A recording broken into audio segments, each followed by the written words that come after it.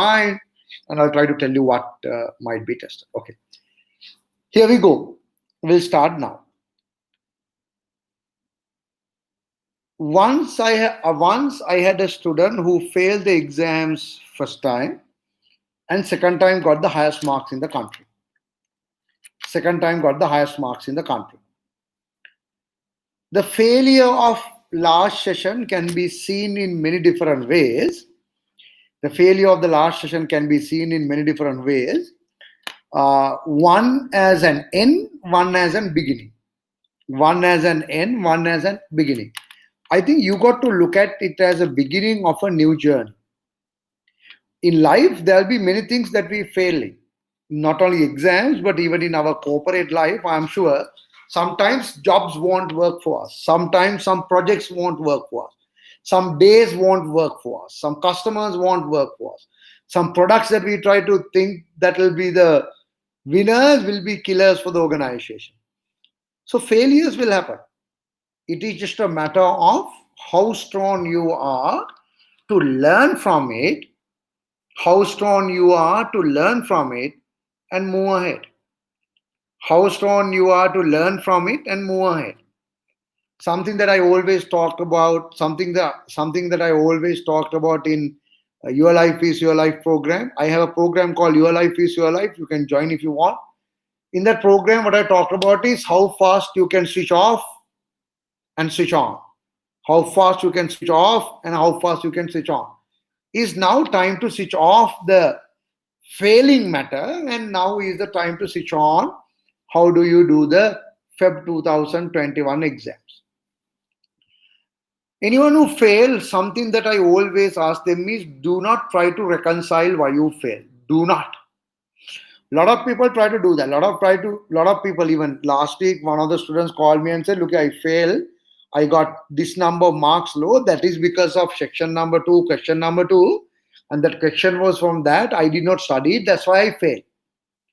Do not try to reconcile. Do not try to find out the exact reason why you fail. Because you can't. If you really want to get the exact reason why you fail, you got to get your paper back with the marks that was given, maybe with the marker himself, and to have a discussion, which is not possible, which is not available. So therefore, do not try to figure out why you failed. Do not spend time to find out the reasons for the failure. Instead, know that you failed. That means there's something to be corrected.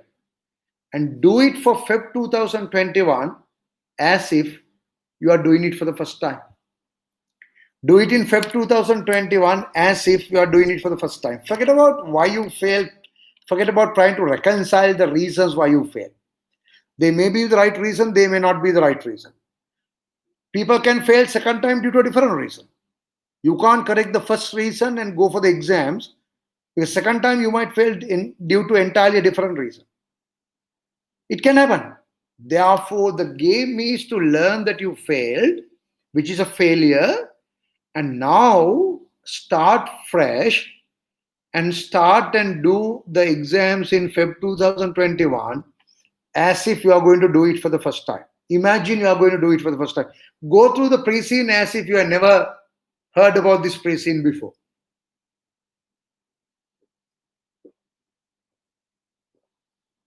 I'm sorry. You should have some water as well. I'm sorry. Do it Feb 2020 as if you are doing for the first time.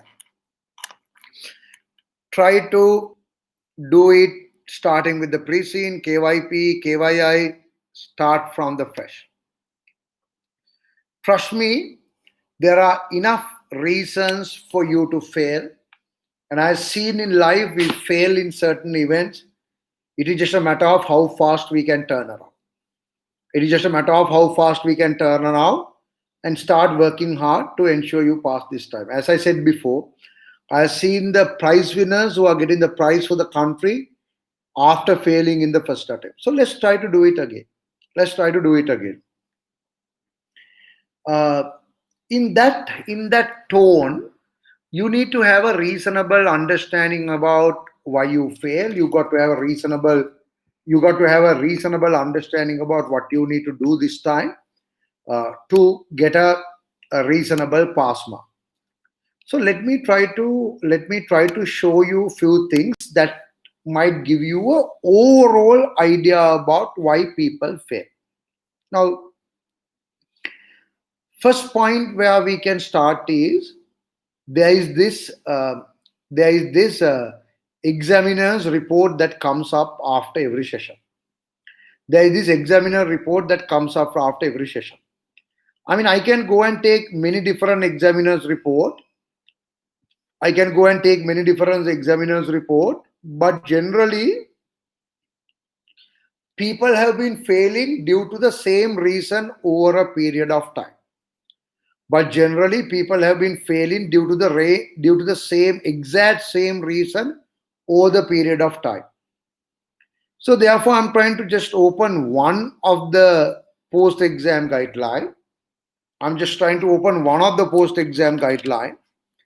Try to kind of figure out the key reasons why people fail. Try to kind of figure out the key reasons why people fail. So let me try to open this document which showed us why most people fail generally. This is the examiner's report which explained to us 4 key reasons why people fail in Feb 2020. These are the 4 key reasons why people fail in the Feb 2020. I have seen these reasons being applicable before 2020 in the old syllabus. I have seen these reasons being applicable even in the new syllabus as well after 2020. I mark about 100 mock papers a session. I always see these are the key reasons why people fail. The first one is fail to answer what was asked. Last one is fail to reflect the scenario in the answer. Fail to reflect the scenario specific of the case study. SND was the case study then. SND was the case study then. Fail to reflect the scenario or the specific of the case study in the answer. So you don't reflect the scenario in your answer. You don't reflect the specific of the case study in your answer. Or you don't answer the question that is asked. Or provide insufficient justification for recommendations, bearing in mind that decision makers generally need to know why a particular course of action was proposed. The reason that is given there is people don't give sufficient justifications. People don't give sufficient justifications. Insufficient justifications are given. If you really look at why that happens, I'm taking only that point now. I'm trying to take only that point, why insufficient justifications are given. In most cases, insufficient justifications are given because of very poor knowledge on the pre-scene, very poor knowledge on the industry. Unless you have a very good understanding about the pre-scene, unless you have a very good understanding about the industry, you will not be able to justify your points without you understanding the pre-scene and the industry very well. You can understand the exam questions. Exam questions are mostly general questions. Exam questions you will be able to understand. But for you to write a solid answer, you got to have a solid knowledge about the industry. Otherwise you can't. Now in our situation, for the Feb 2021 case study, pre-scene is a science park. Pre-scene is a science park. Right? Now, unless you know about science park industry, unless you know about technology park industry, KCTP is our company. KCTP is our company. Knowledge City Technology Park is our company. Unless you know about the technology park industry, science park industry, your answers will not be solid. Your answers will not be solid. When you try to, as an example, let's say you try to go to overseas and start a science park. You're trying to go to a foreign country, start a science park. You are trying to go to overseas country and start a science park or a technology park. Now, examiner is asking you to kind of evaluate this decision. Examiner is asking you to evaluate this decision. Opening a science park or a technology park. Opening a science park or a technology park. Examiner is asking you to evaluate. I mean, obviously, you can't do that unless you go with a university. Unless you go with our own university, which has started our company, or some other university. So, whatever you write, advantages, disadvantages, submodel, feasibility analysis, unless you tell the basics of technology park or science park needs to be attached to university, you will fail. So unless you really know the industry, you cannot pass. So therefore, step number one that I want all of you all to take it very seriously, of which we will spend little time now as a revision, is for you to have a very good understanding about the KYP and the industry. So that is why you have KYP available for you to go through, and there are many KYP videos available for you to go through, and I want you to be familiar with the pre-scene. So why not I do a refresher on the pre-scene now? Why not I do a refresher on the pre-scene now? Why not we spend little time to look at the pre-scene now? Right? So let's look at the pre-scene as a refresher available. And I suggest,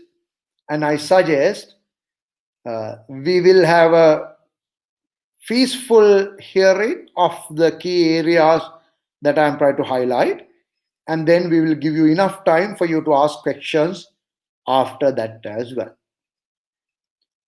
Name of our company is Knowledge City Technology Park. We call ourselves KCTP. We are a listed company. We are in the industry called science and technology. Advalent is the country where we are based. We are the largest science park in the country. There are 27 other science parks available in the country. Out of the 27 science parks, we are the largest available in the country. We have a land of 24 hectares, 18 buildings. 24 hectares, you can work out what is the size that you are talking about. You can work out how many acres we are talking about, how many perch that we are talking about. You can work out the size of the land, how many perch is 24 hectares is, you can work it out. 18 buildings, which means some buildings will have rentable space for 10 customers. Some buildings will have rentable space only for one customer. Large tenants, large customers will ask for a separate building on their own. So we should be able to rent that space for them. 320,000 square meters is the floor space available. Out of that, there will be some common space available, some common floor space available for laboratories, for canteens, for some of the common areas that is available, office areas. So therefore, out of the 320,000 square meters, there will be a part that we can rent. There will be a part that we can rent. Knowledge City Technology Park, we are renting space for individuals and businesses who are willing to do research, who are willing to do development activities, try to come up with a new product, new services, and we will provide space for them. We will provide space for them. So not only we will give them the space, we will give them some other services as well. Not only we give them space, we give them a lot of other services as well. We give them the services of accounting, common services, services of HR, common services. The 3 research park that I went into, I was in 3 different research park. In each research park, I was spending about 10 hours. Of course, online, they put the cameras and took me all over. Each research park I spend about 10 hours. One of the research park I said, I think I mentioned before, they had eight lawyers, the patent specialist lawyers, patent right lawyers, because those startup companies who are in my research park, they got to protect their new design, new product, new service. They got to get the patent, and they might not have the accessibility for a top class lawyers. They might not have money to be paid for those lawyers. Hence, we have our in-house lawyers and we are charging them a fee and we are giving those services. Likewise, a lot of common services can be supplied by us. Other than that, we have a laboratory, I am sure, even though it's not clearly given in the pre-C, we will have a laboratory. Common testing can be done with us. When you are trying to design and develop a new product, there are a lot of common testing that needs to be done. For those common testing, we have a laboratory. Individual companies cannot buy those equipments. Why? Individual companies cannot buy those equipments. Why is that?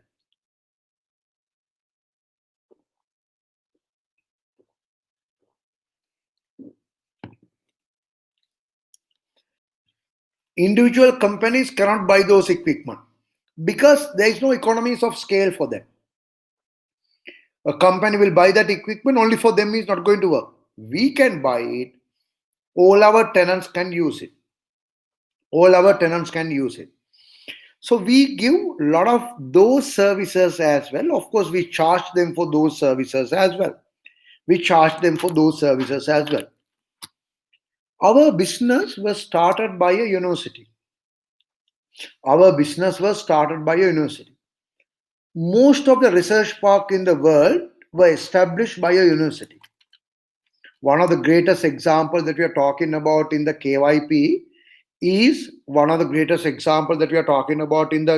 KYP is Stanford Research Park. There is a 6-minute video about Stanford Research Park. You can watch it later. Stanford Research Park is supported by the Stanford University. So likewise, most universities are the ones who had established a subsidiary of the university to do the research and development work, to create the research and development space for the companies available. Because in today's world, research and development is a part where universities will heavily get involved.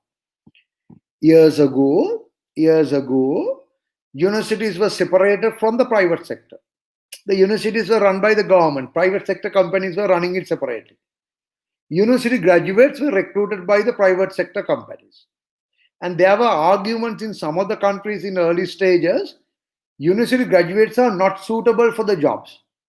That is where the curriculum of the university graduates of the government universities is far away from the reality. Things are changing now. If you look at last 20 years, we have seen universities are coming and helping the organizations to do their own research. The companies are going back to the universities to get that knowledge, get that technology, get that machinery to do their research.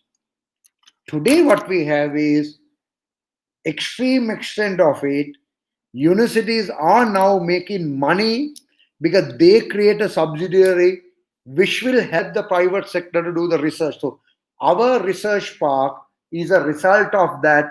There are so many research parks available all over the world, created with the same objective. Right? We have a chief executive officer. His name is Sanjay Gupta. We have 3 executive directors: director operations, director finance. Your boss is director finance, Shireen. We have director HR, and your chief executive officer is a former director of innovation. That will tell you what do. We don't just keep space to rent it out. I mean, we have 320,000 square meters of space. We are renting it out. That's not our main business. We don't just rent space for anyone. We rent it only for the research and development activities that are to be carried out. That is why our CEO is not a lawyer. Otherwise, we would have recruited a lawyer who can check the tenancy agreement and all that.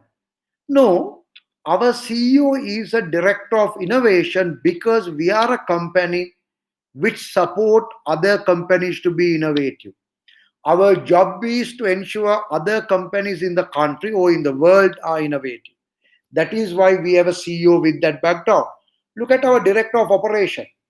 Look at our director of operation with IT background.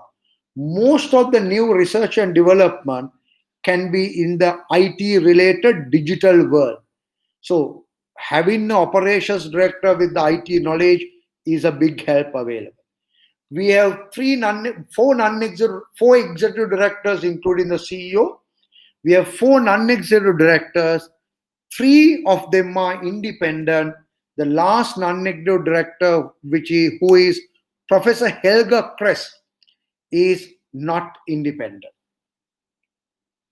Professor Helga Kress is not independent. Simply because we were started by, as we mentioned before, we were started by a university. We were started by a university. And a university is the one who started the idea, the work with us. Our company was founded by Capital City University in 1986. Our company was founded by Capital City University in 1986. However, in 1999, 22 years ago, 21 years ago, Capital City University decided to float us. Capital City University said, look here, we want to put you into the stock exchange because then only KCTP can grow, then only more money can come in. In 1986, when Capital City University started our company, they had 100% of the ownership. That 100% of the ownership came down in 1999 with the IPO, with the initial public offering. That 100% ownership came down to 20%. Today, we are the largest technology park in Advaland, and we are a public listed company. Even today, Capital City University got 20% in our company. They still maintain 20% of the ownership in the company. So this Capital City University, they appointed a professor to come in and sit on our board of directors as a non-executive director, that is Professor Helga. Professor Helga is actually representing the Capital City University. So Professor Helga is non-executive. Professor Helga will not get involved with any of the executive decision making.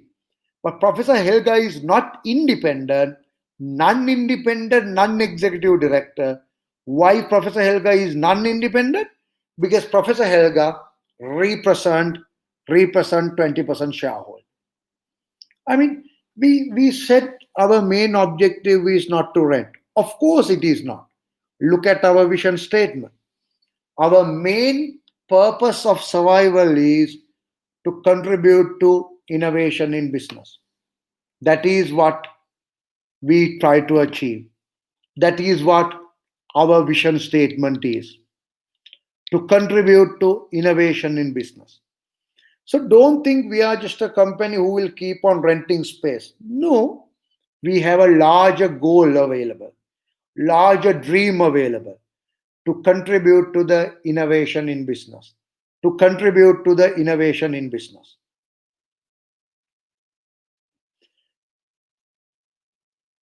To contribute to the innovation in business.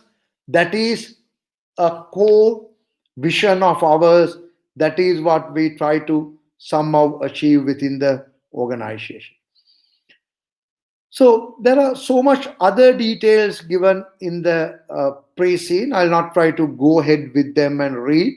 But Stanford Research Park is in Silicon Valley. I want you to learn about the Silicon Valley a little bit. Within Stanford Research Park, they had some very interesting clients. They had very famous, interesting clients such as Apple, Tesla, Facebook, Ford, Ford Cars, Facebook, Tesla, Apple were some of the tenants of Stanford Research Park. So you can seriously see these research park will help companies to be more innovative. Stanford Research Park mission statement is very much different to ours, but if you read the mission statement, you will see Stanford Research Park is a community of and community for people who seek to invent the future. These are community of people, community for people. Those who are doing what? People who seek to invent the future. So if you are willing to invent the future, Stanford Research Park is the place to come. That's the idea that they are trying to give you. That's the idea that they are trying to give you. So this is our overall organization, KCTP. But you got to have a reasonable understanding about the pre-scene. You got to have a very good understanding about the industry, because unless you know the industry, you cannot know the company well enough. Unless you know the industry well enough, you cannot get to know the company good enough. Therefore, you got to learn about K. You got to learn about KYI, know your industry as well. Without knowing the industry, you will be able to understand the question. But your answers will not be solid unless you know the industry very well.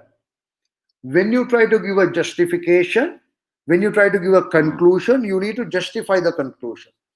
You got to say why you are recommending this option. You cannot give a solid justification unless you know the industry very well. You got to have a very good knowledge of the industry to justify what you're going to say.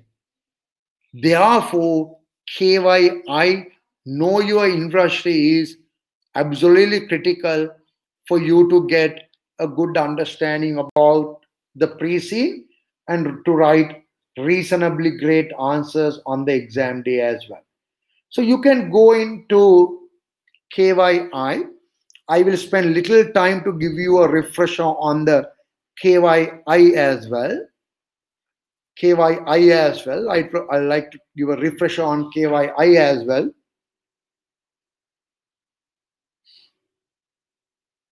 Here, we talked about few details about the science parks in the world. Science parks in the world. So technology parks, science parks are established for the occupation by companies that wish to conduct scientific, technological research and development. So science parks are there for that.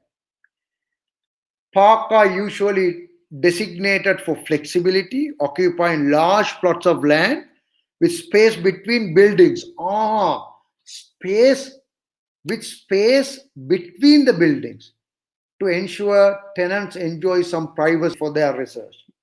Some of the tenants will ask for a separate building for themselves because they do scientific research which needs to be confidential, and there can be health and safety issues as well. Generally, they don't like a lot of people being in that area. I mean, if you are testing a new engine, well, you need to ensure health and safety is also assured, right?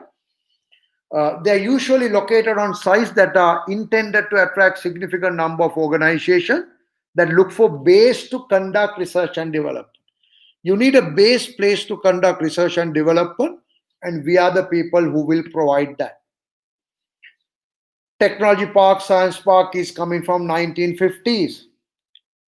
There are now estimated 366 parks across European Union and manage over 28 million square meters of completed floor space, employing over 750,000 people. 366 technology park in Europe only. So what I'm trying to tell you is, it is very, very common. There are 400 science parks around the world. United States has 150 and Japan has 111. The total capacity investment in technology park in European Union is 11.7 billion. You can't memorize all these details, but you decide to memorize some core details. 400 science park all over the world will be good enough. What are the key drivers of the industry? Unless you know what are the key drivers of the industry, you will not be able to make your answers better. Your answers will not be good enough justification for the examiners. Will not be good enough justification for the examiners. Strong science base. I'm not going to read everything, but look at some strong science base. Universities, research, teaching hospitals, research institute. So that is a key that is available, right? So industry employees are given, not a major area. Criteria for a science park. If you are starting a science park, what are the criteria to be checked? Planning for a science park, how you're going to start a science park, not critical for you to know, not very critical for you to know, but just to get a good idea. Critical success factors and stakeholders. Who are the stakeholders available for a science park, right? And type of science parks available. What are the first generation science parks, second generation science park, third generation science park? These are more modern type of technology park was developed and defined around 2006. These parks simply comprise of the features of the first generation research park, but would be physically constructed to create space and environment that are conducive to high level of creativity and innovation. Now you are trying to create an environment which will help you to think creatively, which will help you to have a free thinking. Example of such park include Asfa Software Park that was constructed in 2009. Why the shift to a science park, right? So likewise, you got to have a reasonable understanding about the industry performance indicators, key players in the market, global industry background. Then you can look at key players like the Sweden Research Park, Ideon in Sweden, Arizona State University Research Park. Arizona University is the one that has been building it. Canada's the technology park available in Canada, Hong Kong. So likewise, there are enough details given for you to learn about. So I want you to, I'm not trying to take your time to read it entirely now, but all what I'm trying to tell you is the starting point is to have a great understanding about the pre-seed, great understanding about the industry. One of other critical things, even though I'm not going in a specific order, WPM, words per minute. Your typing speed is critical. Your typing speed is absolutely critical. Your typing speed is absolutely critical. It is a 3-hour paper. You have 3 different sections. Each section is for 1 hour. And if your typing speed is strong, you can type more words in the same time, which means you can write more examples, which means you can make your answers better, which means you can add new points, correct your mistakes in typing. Your answers will become much better if your typing speed is good. So for WPM, we have a small program. All what we tell you is type 20 minutes a day, 4 days a week, and then we would like to see what your WPM improvements are. I have seen candidates with the WPM of 16 to WPM of 42, right? So I want you to seriously look at where your WPM is. You can ideally, ideal WPM is about 25. If you can bring it to 25, it will be good enough. You don't need to improve further, it will be good enough. But if you can improve further, some improvements are appreciated. On the exam day, you have 60 minutes for a section. 60 minutes for a section. You have 60 minutes for a one section, 1 hour. You need to read it. Reading will be about 8 minutes in total. Then you need to think. Think means the plan. Think means the plan. You need to think.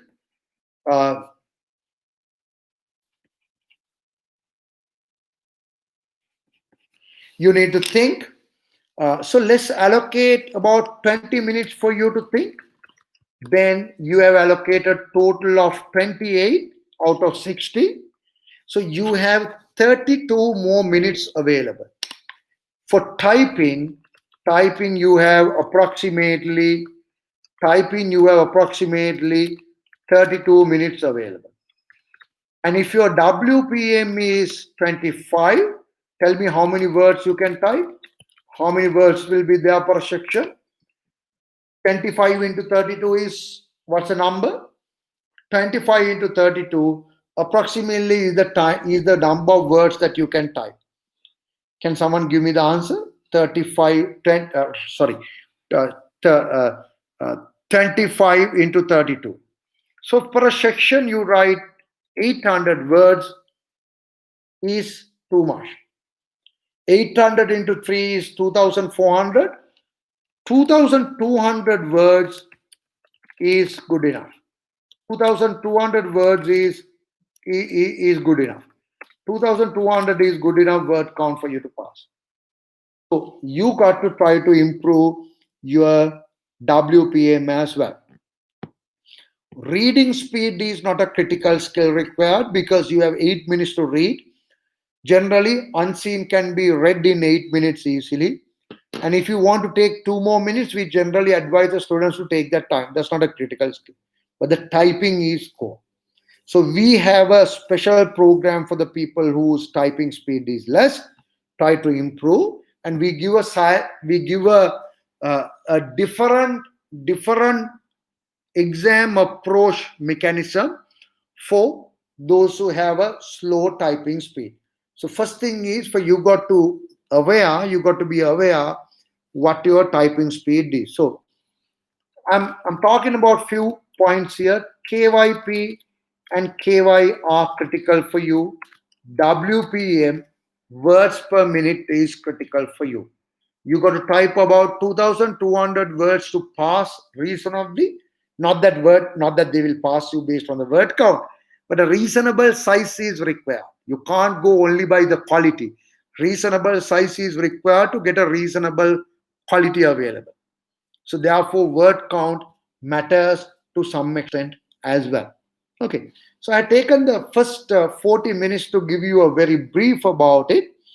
I just said that pre-scene is important. Have a good knowledge on the pre-scene. KYI is critical. Learn about the industry because your answers will become solid. Your answers will become better when you learn about the industry. So I want you to think about it and learn about it and speed up your typing as well. So when I say think in type and type in time, I said think in time is 20 minutes. I said type in time is 32 minutes. It doesn't mean you will think first and type later. You might do both of them together. After the first 8 minutes, you will have about 15 minutes of thinking. So how it works is 0 to 8 is basically reading. 8 to 23 minutes is basically thinking. 80% of the time that you're thinking, maybe 20% you will go and read. After 23 to 60, you will start typing. 90% of the time you will be typing.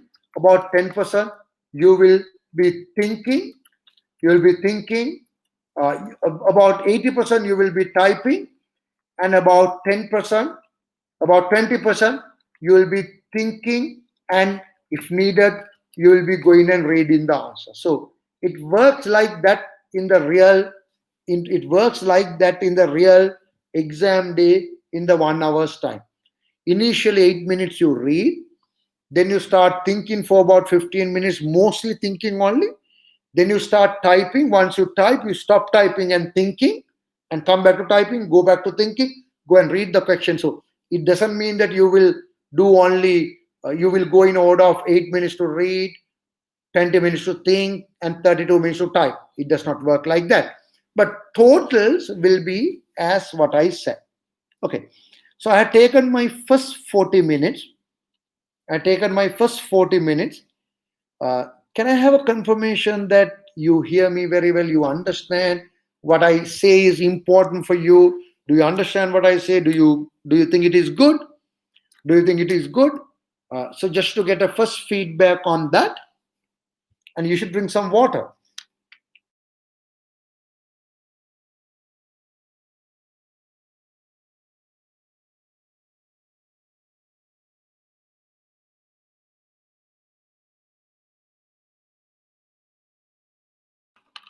So I hope you drank some water because I did as well. Right? Yes, indeed, you gave overall briefing. Okay, really informative. Okay, it's very good. So this is just to give a brief about it. Okay. Now, second lot of questions for you. What do you want to ask? Any questions? What do you want to ask? Any questions? What do you want to ask? If there are any questions, please do ask. If there are any questions, please do ask. I will answer them.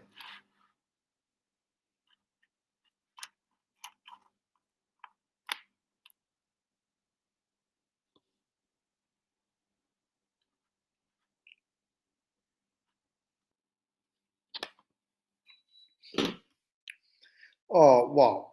Since it looks like there are many questions, I will try to answer them. I'll try to answer them. Uh,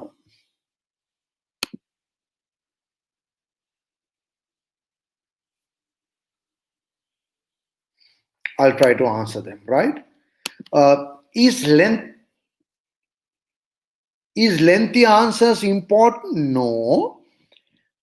If you write each answer point in 2 lines, examiners won't like it. Examiners classify those papers as shortcut papers. And you're trying to do a shortcut. No. Just 2 lines for one answer point, for many answer points, is not acceptable. If you write about 5 lines for an answer point, that will be good enough. If you have a great point that you can write, which will need about 10 lines to be written, don't write it, because that answer is not exam friendly. That answer is not exam friendly. We are looking at two things. One is a nice, great, excellent report that you can write. Nice, great, excellent report that you can write. Other one is exam friendly report. I want you to write an exam friendly report rather than nice, great, excellent looking report. So if you have a valid point that you can write, and if you think no one else will write that point and you are the brilliant student who got that point, if you think you need 12 lines to write that point, don't write that point. I don't think it will be worthwhile. You are doing an exam. Write basic points. Each point explain reasonably well. That will be good enough for you to pass. Telini. In that case, many income for KCTP is research and development fee. Our largest source of income can be the rent, because we get the rent coming up every month. For every tenant, we'll have to pay a rent. Every tenant will have to pay a rent. But we have a non-rent income by providing laboratory services, by providing 3D printing services, by providing accounting services, by providing accounting services, HR services, you earn other income. That other income is also very important, because that is where my profitability is high, and that other income shows that I have helped people to be more innovative. I mean, if people are using my lab, if people are using my lab, if people are using my lab, what does that mean? I get an income is one thing, forget about the income. If people are using my lab, that means what? That means we are showing, we are helping them to be more innovative. We are helping them to be more innovative. That is our vision statement. Our vision statement is what? To contribute to the innovation of the in the business. So therefore, this non-tenant in non-rent income is a KPI for most CEOs of the research park. The three CEOs that I talked to in research park, two of them said one of their KPIs is non-rent income. Non-rent income, right? So therefore, it is quite an important area. Let me go back and answer the question. What is the highest mark of the country for the last session? Last session, we had the prize winner. I mean, 90% of the time, I had the prize winner of the country coming from 90 to 95% of the time, prize winner came from my class. Last time, prize winner, I think about 112 marks, if I'm not mistaken. If I'm not mistaken. What do we do to increase words per minute? Type continuously. Type every day 20 minutes, type about 4 days a week, you will be able to improve it. Will you share this recording? I think this will be recorded, I'm not sure. How the classes are going to be held, you can write to info@nanascar.com. They will give you the details. They'll give you the details. You can send an email to info@nanascar.com. Okay. So I think questions are good enough. Let me now concentrate on something more onto the strategic level case study. Let me concentrate on.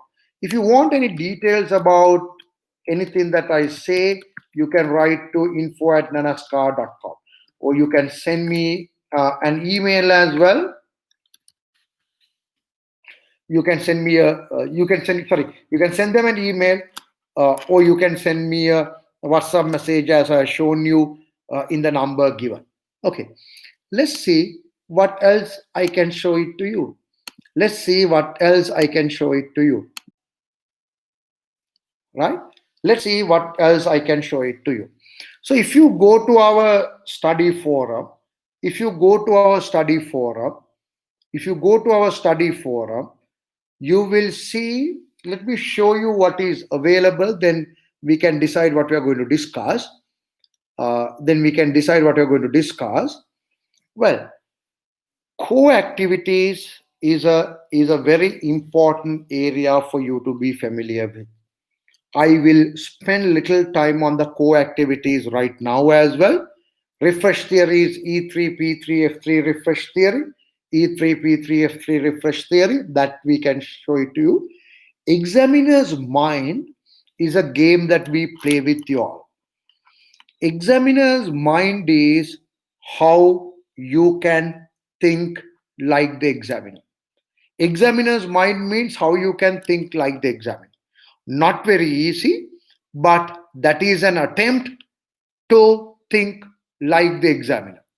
So now let me try to show you what I said is important of the co-activities, right? Of the co-activities, there are videos available on the co-activities. I'm not trying to show you the videos, but the presentation.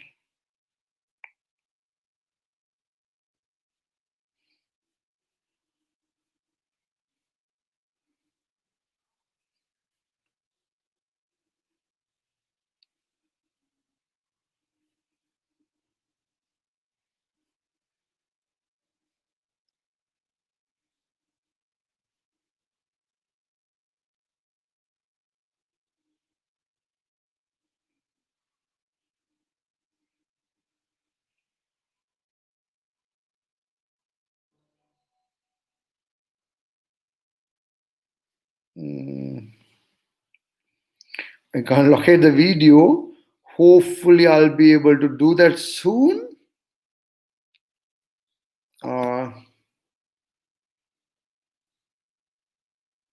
Okay. Now, I can't locate the video right now, but give me a second. Not the video. I can't locate the.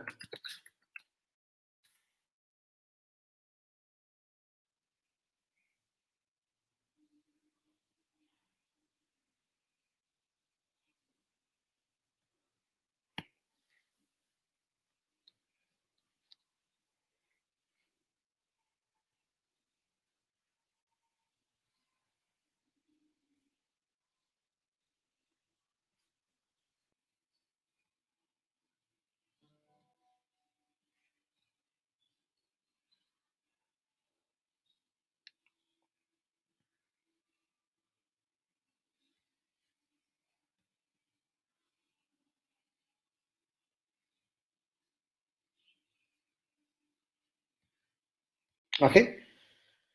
So since okay, there are 5 co-activities available for the strategic level case study.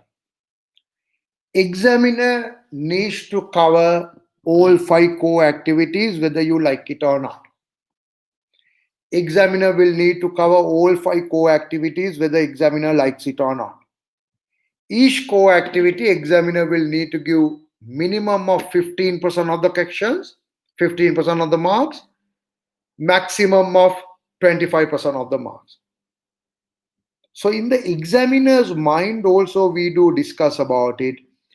Examiner needs to create a paper based on the precedent given, which examiner cannot change, and examiner's 3 different sections needs to be aligned to these 5 different co-activities available. So examiner needs to develop the exam paper covering these 5 co-activities. Some co-activities examiner will give 25% weightage, some co-activities 15% weightage. That's the maximum and minimum examiner can give, some in between. So the first 2 co-activities, develop business strategy, evaluate business environment, are more related to a new business strategy that you are going to go ahead with, new strategy that you are trying to introduce with. Co-activity number C is more about financing part of it. Co-activity C is most about financing part of it. Co-activity D and E are about risk management part of it.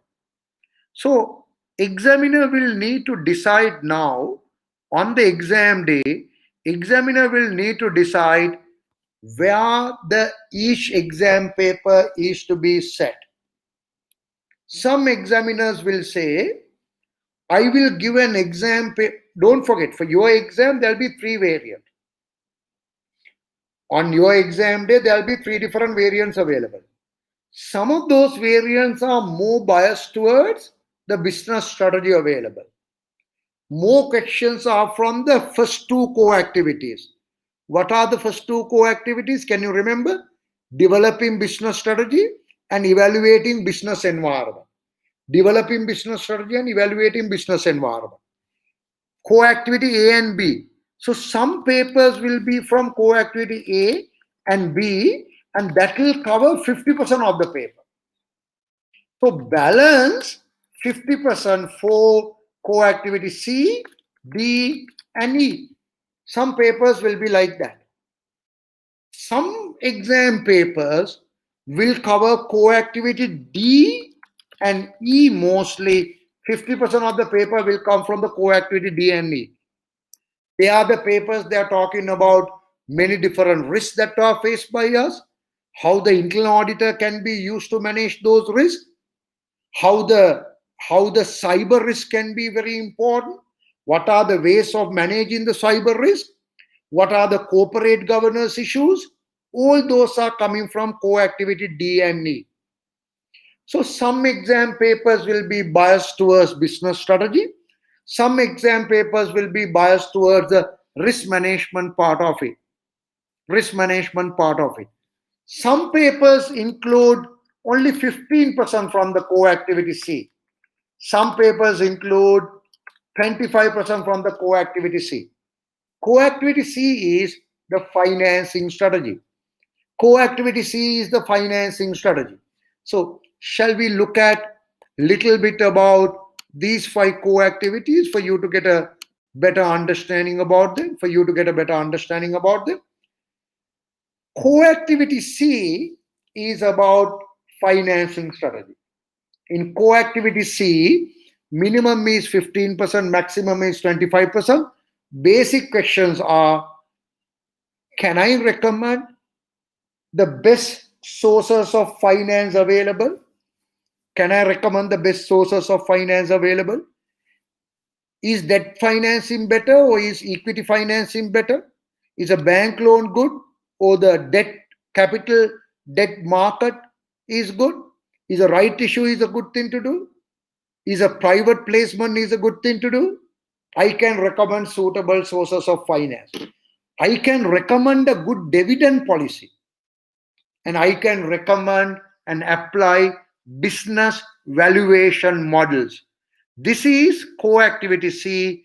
Examiner may decide to give either 15% to 25% from the core activity C. Now that needs to be linked to the business strategy and the stakeholder analysis, environmental analysis in the core activity A and B. The same topic then again needs to risk management, internal audit, corporate governance, cyber risk in the core activity D and E. One story needs to be created to cover all 5 core activities on the exam day. So examiner might start with some story. I mean, what kind of a company are we? We are a research park. Examiner cannot give any questions outside pre-scene. Examiner got to give questions of what is happening in the real world. I repeat, examiner will have to see what is happening in the real world, give questions on the exam day similar to what is happening in the real world. Examiner will need to have a good understanding about the industry. Examiner will need to have a great understanding about the KYI. So if you know the industry very well, if you have studied what has happened to Stanford Research Park, if you have studied what has happened to Research Park in the USA, Singapore, then you will know what examiner is going to test on the exam day. In our 10 mock papers, we'll have 10 mock papers. Each mock paper, we create this discussion with you. What could happen? What happened in the real world? Based on this is what is happening in this mock paper. What could happen on the real world exam day? Based on this mock paper, based on what is happening in the real world, what might happen on your exam day? So examiner needs to create this story. We are a research park. In the market, we have seen a trend now. Research park, earlier we had common research park. I mean, you have 320,000 square meters to be rented. Anyone who can come and do research and development will rent it. Some are doing research on food products. Some are doing research on biomedicine. Some are doing research on vehicles. Some are doing research on service industry. Some are writing programs. Different companies might be in one research park. Now we have seen a trend, specialized research park. There's a research park, they will only be taking clients, tenants, who are doing the research in the food industry. So only the companies who are doing the research in the food industry will be there. But direct competition, they will try to avoid. But there are so many range of companies who are doing the research on food. It will be easy for us to contribute to the innovation of them. What do you mean by contribute to the innovation of them? That is our vision statement. We are not a renting company. We are not renting space. We are a company who will promote innovation. So maybe on the exam day, examiner will say, we are trying to open one more research park in the same country. And that research park will only cater for medicine, research and development on the medicine. Well, that is the new business strategy.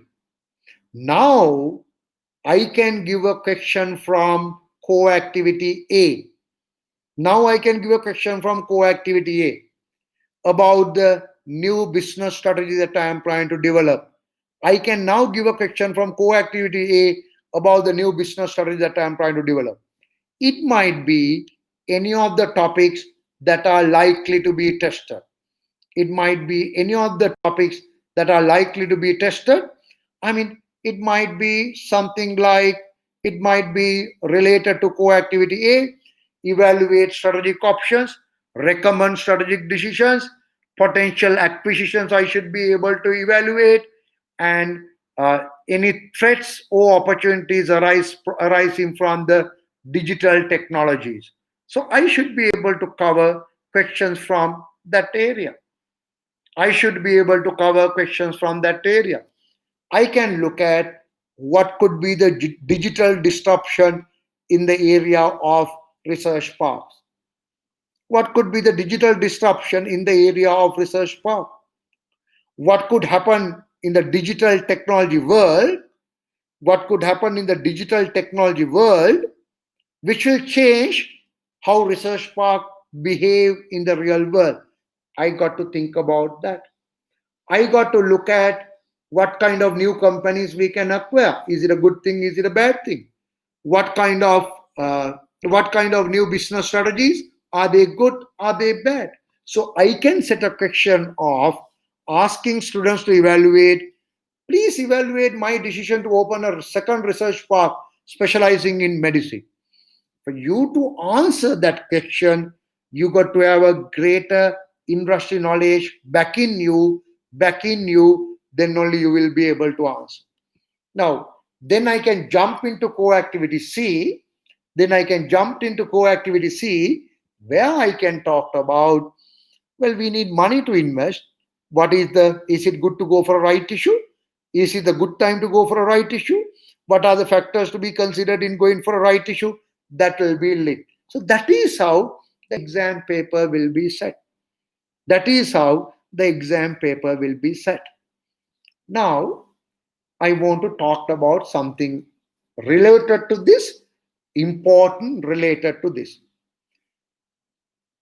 One of the things that will be tested on the exam day very frequently is the cyber security. Cyber security will be tested very much frequently on the exam day.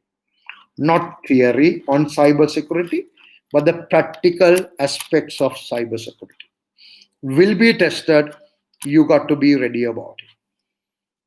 What I've seen in the past is a lot of people get ready with so much of theories to answer, but most questions on the exam day, you don't need a theoretical knowledge to answer. Most questions on the exam day, you don't need a theoretical knowledge to answer. You need a very practical knowledge. As long as you have a very good practical knowledge, as long as you take a very practical approach, you can pass the paper. Most questions that I've been working in the industry, in listed companies, private companies. I've been working as a CFO for a long time, COO, Chief Operating Officer for a long time. I work as a director, CEO for a company. Now I work as a CEO of a listed company. That experience of working for a CEO of a listed company is critical for me to share my experience with you, because what I've seen in the real world are the things that are there on the exam day. Of course, I'll bring that good things from the both world. My experience being a CEO of a listed company comes in, then I have been teaching for last 20 years. Both I combine. What I see is very practical day-to-day situations that are being tested. Very practical day-to-day situations that are being tested. I want you to think like that. I want you to be very practical. If you try to be very practical, you will be able to get a decent mark on the exam day and pass this case study exam quite easily. CIMA wants you to pass this paper first attempt. no shortcuts, no hidden messages seem wanted due to past. But we have seen in many cases people try to put too much theories and they fail because of that. Even cybersecurity, the topic that I was about to talk, even cybersecurity, people define what do you mean by cybersecurity. We don't want that. We don't want that. We want very practical ways of managing. You know how what is cybersecurity? What is cybersecurity? Those days we had physical assets. We had something very important. We put it to a store. We put into a building. We lock the building. We take the key away. We put a we make a big wall around the building to protect it because we had a physical asset that needs to get protected. Today, you have a digital asset that needs to be protected. What is your digital asset? Details about your clients, how much they pay, what kind of research and development work they do, what kind of machines they use from our laboratory, absolutely confidential details. If someone hacked into our system and if someone gets to know the list of the companies that are there, that is publicly available. But the public will not know what kind of new product designs that they are working on. Competitors will need to know what kind of machines that they have used. That will be absolutely confidential information. If someone gets to know that if someone access to that digital asset, I'll be in trouble. All my clients will go home and say goodbye to my research park. Other than that, I will have a major legal battle due to GDPR. I'll have a major legal battle due to GDPR, General Data Protection Regulations available. If the government goes to courts against you, GDPR came from the Europe, but now it's coming for all over the world. If government can prove it to you that you're not being careful in protecting your customers' data, the court can order you to pay 4% of your global revenue. They can ask you to pay 4% of your global revenue. It is that serious, my dear friends. It is that serious. If someone hacked into my servers and accessed the details of the client's data, client has a blueprint of a new tire that they are manufacturing. Client has a blueprint of a new weapon that they are manufacturing for the government. Well, I'll be in a serious trouble. So I have digital asset. The digital asset needs to be protected in the same way that we used to protect a physical asset. We put a wall around our building. We need to do a firewall. Firewall will sit between your network and the World Wide Web, between the www and between your servers. The firewall will be sitting, not allowing anyone else to come in. You lock the door in the physical asset. Here you have a password, and your password you're not trying to keep in the same place where the computer is. Your password you're not going to keep in the same place where your computer is, right? It should be unpredictable password. And how do people access password these days? Social engineering. Social engineering is a very easy way to access the password. You will be able to watch 1 hour video on cybersecurity. There's a 1 hour video on cybersecurity with a lot of practical aspects of cybersecurity.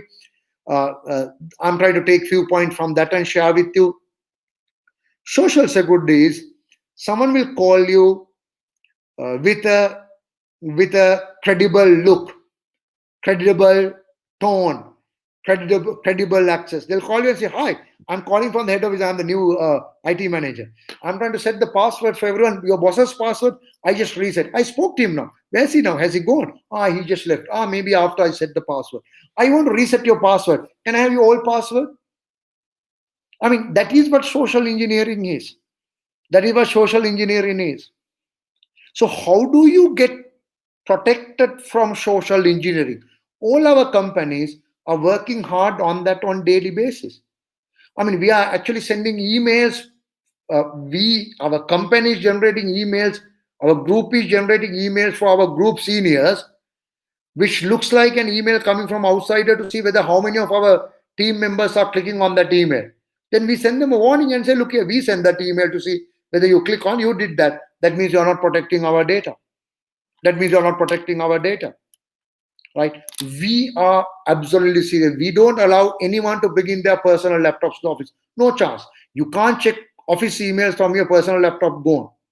And if you're using a personal device, we want to approve it. We want to put our security controls onto it. So cybersecurity is absolutely a risky area. Cybersecurity is absolutely a relevant area and a risky area on the exam day because there are so many questions that are being set from that area. So this is actually covered in the core activities D and E. So one of the videos will cover about the cyber security as well. I'm not trying to play the entire video clearly. But I'm just trying to show you some aspects of the video if time permits. We'll try to show you some aspects of the video if time permits, right?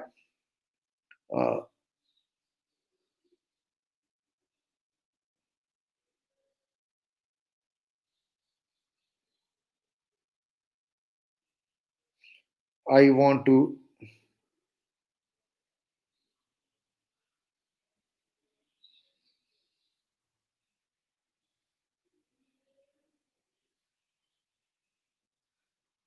systems. There's insurance for that. But if a sophisticated con artist dupes an unwitting employee into turning over millions of dollars, conventional yes sir, or crooks hack into your computer systems, there's insurance for that. But if a sophisticated con artist dupes an unwitting employee into turning over millions of dollars, conventional insurance doesn't address that at all. Yes, okay, I have got that note. Oh, great. We just need the payment wired to that other account number I sent you. Yes, I've got that. Details to the hacker billing. Where there's an email coming from the online trading platform, you think it is so, and they're asking you, you have a free gift, give your account number, password, right? You fill that form and give it. And so then they can use it, but the company will get to know fast. Now, even in the credit insecure Wi-Fi connections, so if you use someone else's Wi-Fi connection, there might be a middleman who will be password. A hacker comes into your office, then to look at white hat hacker. You are wearing a white hat. You ask money from a company. You've been a certified ethical hacker. You try to hack into the computer systems. Yeah. Unfortunately, I can't locate the exact area that I want to show you from that video. But there are many videos available like that. But overall message is cybersecurity is a core area for the exam day. Cybersecurity is a core area for the exam day. So I have taken 1 hour and 15 minutes now. My plan is to take a quick break. We will take about a 20 minutes break now, and we will see you after 20 minutes break. But before you go for the break, any questions, please do ask. Any questions, please do ask. Do you like to ask any questions?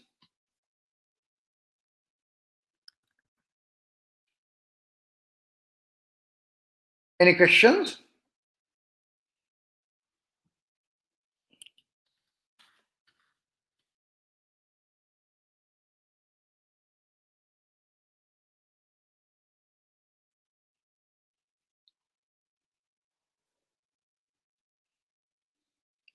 If there are any questions to be asked, please do ask now.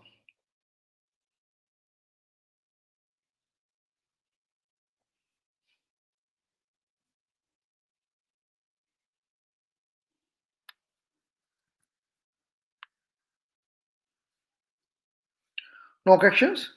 Can I show that video because I found the video? Maybe I can play the video. Let me know whether you can see. I hope you will be able to see on the social engineering. Star Vischer here. Make some phone calls as Let's do it. Sure. Do you want to do a sample phishing call? Some of this. Can we try some? Yeah. See if it works. Yeah, we probably could have our Star Vischer here. Make some phone calls as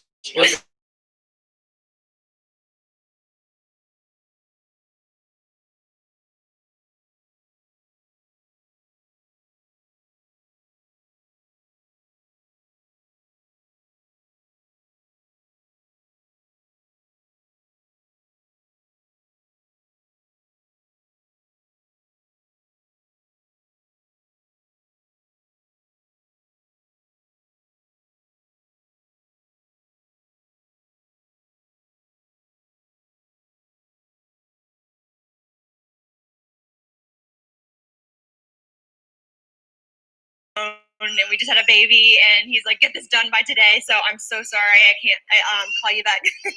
I'm trying to log into our account for uses information, and I can't remember what email address we used to log the account. The baby's crying, and can you help me? Awesome. In just 30 At seconds, gmail.com. Jessica gets my personal email address. Now, if I needed to add our older daughter on our account so she could call in and make changes, how would I need to go about doing that? You would have to send me a secure PIN through a text message? Yeah. Well, the thing is, I don't think I'll be able to receive a text message if I'm on the phone. Oh, I'm not on there either? So I thought when we got married, he added me to the account. Okay, my Jessica uses my girlfriend's name and a fake social security number name is 5127. to set up her own personal access to my account. Wait, I'm sorry. So there's no password on my account right now. Can I set that up? She even gets the support person to change my Thank you password. so much for your help today. So she just basically blocked me out of my own account. I'll get her. So that is to give you some idea about the social engineering part that we are talking about. So there are few more questions that had appeared. Can I answer them? So the Feb 2020 report that you shared, I cannot find Feb 2020 examiner's report. It is available. It is available. Send me a message. I'll try to email it to you or something. How many mock questions will be practicing into? We have 10 mock exams. You can get the details from, if you do write to info@nanaskar.com, they'll be able to help you with. Any more questions? Are there any more questions to be asked? If not, let's go for a break and we'll be back. Any more questions? Anyone who would like to ask any questions? Nothing? Is all good? Shall we go for a break then? Is all good? Should we go for a break then? Yeah. So can we make it 15 minutes? Can you say 15 minutes and we'll be back sharp in 15 minutes. Is it okay? Yes. So 15 minutes then it is. Here we go, 15 minutes, we'll be back in 15 minutes time. And we'll have the next 1 hour discussion from that point onwards.